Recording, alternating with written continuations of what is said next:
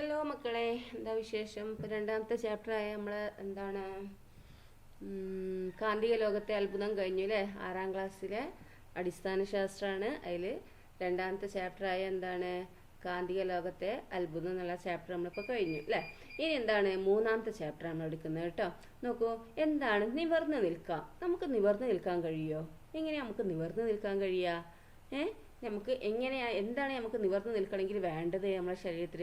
ഇപ്പോൾ ഒരു തുണി ഇങ്ങനെ വെച്ച് വിചാരിച്ചോ, ആ തുണി എന്താക്കുകയാണ്, തുണി ഇങ്ങനെ പിടിച്ച് ഇതാക്കി എന്നാൽ നമുക്ക് കറക്റ്റായിട്ട് നിവർത്തി നിൽക്കാൻ കഴിയുമോ? ഒറ്റ കൈമേ പിടിച്ചാൽ അല്ലെങ്കിൽ എന്താണ് ഒരു കോലെടുക്കുക, എന്നിട്ട് ആ കോലിൻ്റെ മേലെ എന്താക്കുക ഈ തുണി വെക്കുക, എന്നിട്ട് ആ കോലുമ പിടിച്ചാൽ ഇതെന്താണ് കുറച്ച് സ്ട്രെയിറ്റ് ആയിട്ട് നിൽക്കും അല്ലേ? അപ്പോൾ എന്താ ഇവിടെ നോക്കുന്നത് എന്താണെന്ന് നോക്കാം നമുക്ക് കേട്ടോ. എന്താണ് നിങ്ങളുടെ സ്കൂളിനടുത്തോ വീടിനടുത്തുള്ള ജലാശയങ്ങൾ എന്താണ് പലതരം മത്സ്യങ്ങളുള്ളത് നിങ്ങൾ ശ്രദ്ധയപ്പെട്ടിട്ടുണ്ടാവും അല്ലേ? നിങ്ങളുടെ വീട്ടിലോ സ്കൂളിലോ അക്വേറിയം ഉണ്ടാവുമല്ലോ, അതിലും വിവിധ വർണ്ണത്തിലുള്ള മത്സ്യങ്ങളുണ്ടല്ലോ അല്ലേ? ഒരു ജലാശയത്തിന്റെ ചിത്രമാണ് താഴെ നൽകിയിരിക്കുന്നത്. നോക്കിയാൽ എന്ത് ഭംഗിയുള്ള മത്സ്യങ്ങളാണ് അല്ലേ? എന്ത് ഭംഗിയുള്ള മീനുകളായി കാണുന്നത്. ഇതിൽ കാണുന്ന ഓരോ മത്സ്യത്തെയും സൂക്ഷ്മമായി ഒന്ന് നിരീക്ഷിച്ചു നോക്കിയേ, കണ്ടോ? നല്ല ഭംഗിയുണ്ട് അല്ലേ? ഇതിലെന്തെങ്കിലും ഇത് കാണുന്നുണ്ടോ? നോക്കൂ, എല്ലാ മത്സ്യങ്ങളും ഒരുപോലെയാണോ? അവ എങ്ങനെയെല്ലാമാണ് വ്യത്യാസപ്പെട്ടിരിക്കുന്നത്? ആകൃതിയോട് വ്യത്യാസപ്പെട്ടിരിക്കുന്നുണ്ട്, പിന്നെന്താണ് വലിപ്പം കൊണ്ട് വ്യത്യാസപ്പെട്ടിരിക്കുന്നുണ്ട് അല്ലേ? പിന്നെന്താണ് നിങ്ങളുടെ അഭിപ്രായത്തിൽ എന്താണെന്നൊന്ന് കമൻറ്റ് ചെയ്യുക. ഓക്കെ. അപ്പോൾ നമുക്കൊരു മത്സ്യത്തിനെ മാതൃക നിർമ്മിച്ചാലോ? അതിനായി എന്തെല്ലാം സാധനങ്ങൾ ആവശ്യം? നിങ്ങളുടെ ആശയം പങ്കുവെക്കുക.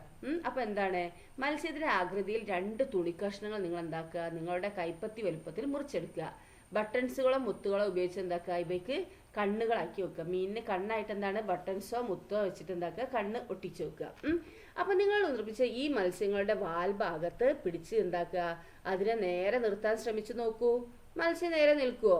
നോക്കിയേ, കുട്ടി ചെയ്യുന്ന നോക്കിയേ, ഇങ്ങനെ വാല് പിടിച്ചിട്ട് ഇങ്ങനെ ഇതാക്കി ആ കുത്തനെ നിൽക്കുകയുള്ളൂ അല്ലേ? നേരെ നിൽക്കൂല അല്ലേ? താഴോട്ടേക്കാണ് നിൽക്കുന്നത് അല്ലേ? അപ്പോൾ ഇത് നേരെ നിൽക്കണം എന്നുണ്ടെങ്കിൽ എന്താ വേണ്ടേ? ഒരു പച്ച ഈർക്കിൾ ഉപയോഗിച്ച് ചിത്രത്തിൽ കാണുന്ന പോലെ രൂപം ഉണ്ടാക്കിയെടുക്കുക. ഇതാക്കണ്ടോ, ഒരു പച്ച ഈർക്കിളി വെച്ചിട്ട് എന്താക്കുക, ചിത്രത്തിൽ കാണുന്ന പോലെ അങ്ങനെ രൂപം ഉണ്ടാക്കുക. എന്നിട്ട് എന്താക്കുക, ഈർക്കിളികൾ യോജിപ്പിക്കാൻ എന്താണ് പശയോ നൂലൊക്കെ ഉപയോഗിക്കുക കേട്ടോ. കെട്ടാനൊക്കെ നൂല് ഉപയോഗിക്കുക, അല്ലെങ്കിൽ പശ വെച്ചിട്ട് ഇതൊക്കെ ഒട്ടിക്കുക. ഇതിന്റെ ഇരുപുറവും മത്സ്യത്തിന്റെ ആകൃതിയിൽ മുറിച്ചെടുത്ത തുണിക്കഷ്ണം ഒട്ടിക്കുക. ഇതിന് 2 ഭാഗത്തും എന്താണ് മത്സ്യത്തിന്റെ ആകൃതിയിൽ നമ്മൾ മുറിച്ചെടുത്ത തുണിക്കഷ്ണല്ലേ, അത് രണ്ടും ഇവിടെ ഒട്ടിക്കുക. കണ്ടോ? അപ്പോൾ എന്താണ് ഇപ്പോൾ ഭംഗിയുള്ളൊരു മത്സ്യത്തെ കിട്ടിയില്ല. നിങ്ങൾക്ക് കളറൊക്കെ ചെയ്യാട്ടെ, അല്ലെങ്കിൽ തുണി നല്ല കളർഫുൾ ആയിട്ടുള്ളതാക്കിയാൽ മതി. എന്നിട്ട് ബട്ടൺസ് ആയിട്ട് കണ്ണൊക്കെ ഒട്ടിക്കുക. ഇനി ഈ മത്സ്യത്തിൻ്റെ വാൽഭാഗത്ത് പിടിച്ചിങ്ങനെ നേരെ നിർത്താൻ ശ്രമിച്ചു നോക്കൂ. നേരെ നിൽക്കൂ അല്ലേ? അപ്പോൾ വാൽഭാഗത്ത് പിടിച്ചാൽ എന്താണ് നേരെ നിൽക്കും. ഇത് തുണി മാത്രമായപ്പോൾ എന്താണ് അത് കുത്തിനെ താഴോട്ടേ പോയത് അല്ലേ? ഇതിങ്ങനെ ഉണ്ടാക്കിയപ്പോൾ എന്താ വാൽഭാഗത്ത് പിടിച്ചപ്പോൾ എന്താണ് നേരെ ഇങ്ങനെ തന്നെ നിൽക്കും അല്ലേ? അപ്പം നിങ്ങൾ ഉണ്ടാക്കിയ 2 മത്സ്യങ്ങളുടെയും വാൽഭാഗത്ത് പിടിച്ച് നേരെ നിർത്താൻ ശ്രമിച്ചപ്പോൾ അവയിൽ കണ്ടെത്തിയ പ്രത്യേകതകൾ എന്താണ്? തുണിയിൽ നിർമ്മിച്ച മത്സ്യം എന്താണ് കുത്തിനെ താഴോട്ടാണ് നിൽക്കുന്നത് അല്ലേ? തുണിയും ഈർക്കിളികളും ഉപയോഗിച്ച് നിർമ്മിച്ച മത്സ്യമോ അത് നേരെ തന്നെ നിൽക്കുന്നുണ്ട് അല്ലേ? വാൽമ പിടിച്ച് നിന്നപ്പോൾ നേരെ നിൽക്കുന്നുണ്ട്. അപ്പോൾ 2 നിർമ്മാണത്തിന് നിങ്ങൾ തുണിക്കഷ്ണങ്ങൾ ഉപയോഗിച്ചല്ലോ. പിന്നെ എന്തുകൊണ്ടായിരിക്കും രണ്ടാമതുണ്ടാക്കിയ മത്സ്യം നേരെ നിന്നത്? രണ്ടാമത് നിർമ്മിച്ച മത്സ്യത്തിന് എന്താണ് ഈർക്കിളി ഉപയോഗിച്ചിട്ടുണ്ട് അല്ലേ? അപ്പോൾ ഈർക്കിളി ഉപയോഗിച്ചത് എന്തിനാണ്? അതിന് സ്ട്രെയിറ്റ് ആയി നിൽക്കാൻ, ഒരു രൂപം ലഭിക്കാൻ അല്ലേ? നമുക്ക് ഈർക്കിളി ഉപയോഗിച്ചാണ് എന്താ മീനിൻ്റെ ആകൃതികൾ വന്നത് അല്ലേ? ഈർക്കിളി ഇല്ലാതെ തുണി മാത്രമായപ്പോൾ എന്താണ് ആ രൂപം വന്നിട്ടില്ല അല്ലേ? ഓക്കെ. അപ്പം നമ്മളെന്താണ് ഈർക്കിളി ഉപയോഗിച്ച് രൂപം ലഭിക്കാനാണ് അല്ലേ? പിന്നെ മത്സ്യത്തിനുള്ളിൽ എന്താണ് മത്സ്യത്തിൻ്റെ ഉള്ളിലുള്ളത്? സാധാ ഇപ്പോൾ നമ്മൾ ഉണ്ടാക്കിയ മത്സ്യമാണ് ഇപ്പോൾ പറഞ്ഞത് അല്ലേ? ഈ ശരിക്കുള്ള മത്സ്യത്തിൻ്റെ ഉള്ളിൽ ഇതുപോലെ എന്താണ് ഈർക്കിളി ഉണ്ടോ? നമുക്ക് എന്താ മുള്ള് എന്ന് പറഞ്ഞൊരു സംഭവം ഉണ്ട് അല്ലേ? യഥാർത്ഥ മത്സ്യത്തെ നിങ്ങൾ നിരീക്ഷിച്ചിട്ടില്ലേ? നിങ്ങൾ മത്സ്യം കഴിക്കുമ്പോൾ അതിനുള്ളിൽ മീൻമുള്ള് കണ്ടിട്ടില്ലേ? അതിന് നിങ്ങൾ നിർമ്മിച്ച മത്സ്യത്തിന് ഈർക്കിളി കെട്ടിയ പോലുള്ള ഭാഗവുമായി സാമ്യം കാണുന്നുണ്ടോ? ഉണ്ട് അല്ലേ? നോക്കൂ, കണ്ടോ, ഉള്ളിൽ മീനിൻ്റെ മുള്ളുണ്ട് അല്ലേ? അതിനാണ് ഇത് ഷേപ്പ് കൊടുക്കുന്നത് അല്ലേ? ഓക്കെ, ആകൃതി കൊടുക്കുന്നത്. മത്സ്യങ്ങൾക്ക് മാത്രമാണ് ഇത്ര ഭാഗമുള്ളത്? മത്സ്യങ്ങൾക്ക് മാത്രമാണ്? അല്ല, എല്ലാ ജീവികൾക്കും ഉണ്ട് അല്ലേ? ഈ ചിക്കൻ എല്ലില്ലായിരുന്നെങ്കിൽ മുഴുവൻ കഴിക്കാമായിരുന്നു അവൻ പറയുന്നത് അല്ലേ?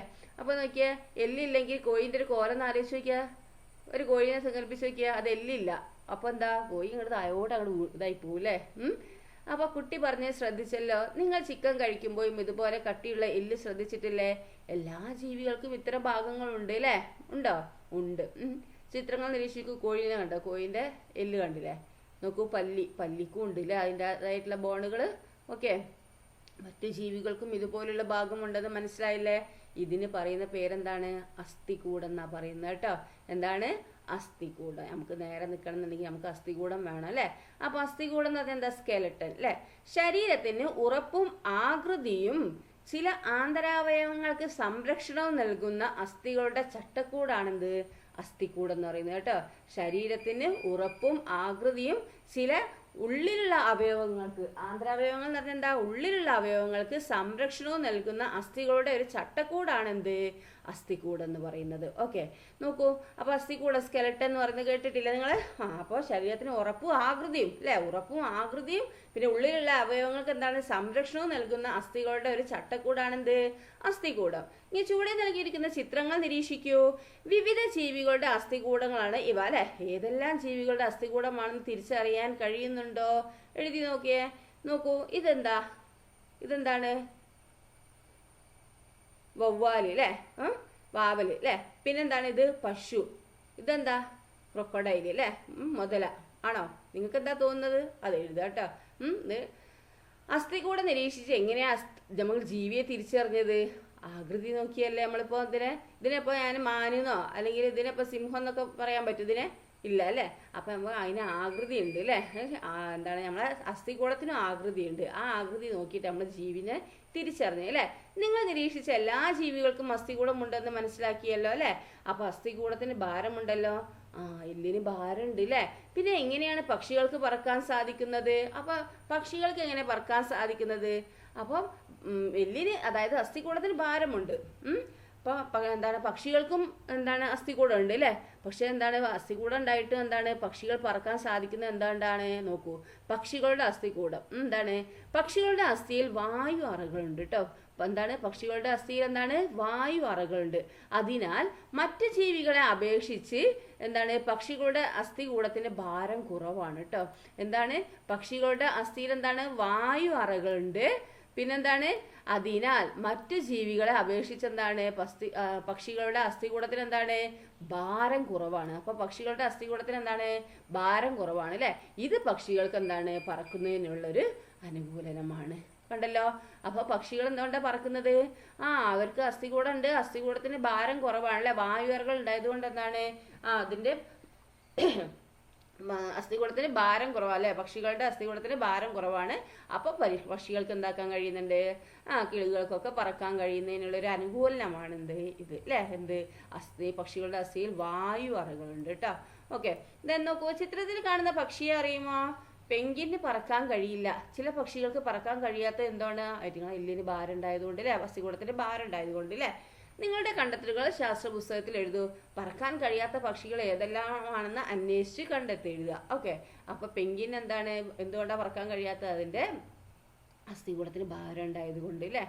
അതിന് ചിറകൊക്കെ ഉണ്ട് അല്ലെ? പിന്നെ പെങ്കിൻ. പിന്നെ എന്താണ്? പറക്കാൻ കഴിയാത്ത പക്ഷികൾ ഏതാണ്? അപ്പൊ ഏതൊക്കെയാണ് നമുക്ക് പറയാ? ഓസ്ട്രിച്ച് പറക്കുവോ? ഇല്ല. പെങ്കിൻ ഇല്ല. കിവി, എമു, കോസോവാരി, പിന്നെന്താണ്? ചിക്കൻ, ഡക്ക്, ടർക്കി കോഴികൾ ഒന്നും പറക്കുന്നില്ല അല്ലേ? എന്തുകൊണ്ടാണത്? അതിനൊക്കെ എന്താണ്? ഭയങ്കര ഹെവിയാണ് അതിന്റെ ബോണിന് അല്ലേ? അതായത് സ്കെൽട്ടന്റെ വെയിറ്റ് കൂടിയത് കൊണ്ടാണ് അല്ലേ? അസ്ഥികൂടത്തിന് എന്താണ്? വെയിറ്റ് കൂടിയത് കൊണ്ടാണ് അവർക്ക് പറക്കാൻ കഴിയാത്തത് അല്ലേ? അപ്പൊ ഏതൊക്കെയാണ് പറക്കാൻ കഴിയാത്ത ജീവികള്? ബേർഡ്സ്, അതായത് പറക്കാൻ കഴിയാത്ത പക്ഷികൾ ഏതൊക്കെയാണ്? Ostrich, penguin, kiwi, emu, cassowary, chicken, പിന്നെന്താണ്? താറാവ്, കോഴി, ടർക്കി അല്ലേ? ഇതൊക്കെ എന്താണ്? പറക്കാൻ കഴിയില്ല അല്ലേ? ഓക്കെ, അപ്പൊ പക്ഷികൾക്ക് മാത്രമാണ് അസ്ഥികൂടം ഉള്ളത്? പക്ഷികൾക്ക് മാത്രമല്ല, പക്ഷികൾക്ക് ഉണ്ട്. പിന്നെ അതുപോലെ എന്താണ്? ഇഴജന്തുക്കൾക്ക് ഉണ്ട്. പിന്നെ കുറെ എല്ലാ ജീവജാലങ്ങൾക്കും എന്താണ്? അസ്ഥികൂടം ഉണ്ട് അല്ലേ? അതുപോലെ മനുഷ്യർക്ക് അസ്ഥികൂടം ഉണ്ടോ? ഉണ്ട് അല്ലേ? അപ്പൊ നമ്മുടെ അസ്ഥി എന്താണ്? നമ്മുടെ ഉള്ളിലും ഉണ്ട് അല്ലേ? ആ ഭാഗം ടീച്ചർ അടുത്ത വീഡിയോയിൽ അപ്ലോഡ് ചെയ്യാം കേട്ടോ. അപ്പൊ ഇന്ന് പഠിപ്പിച്ച കാര്യങ്ങളൊക്കെ നന്നായി മനസ്സിലാക്കുക. Okay, thank you.